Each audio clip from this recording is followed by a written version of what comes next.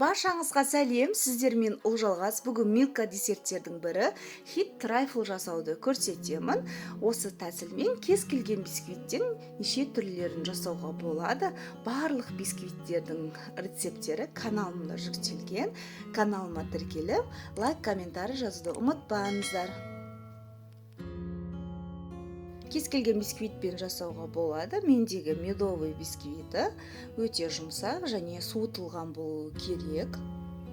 Қолдың көмегімен немесе осындай блендер көмегімен майдалап аласыздар алдын ала. Медовый тестаның рецебі каналымда бар, жоғарыда ссылкасын қалдыратын боламын.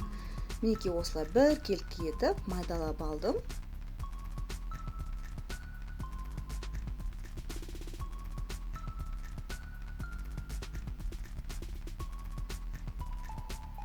Міне екі бисквитті майдаладым. Арнайы кондитер дүкендерінде осындай стаканчиктер сатылады.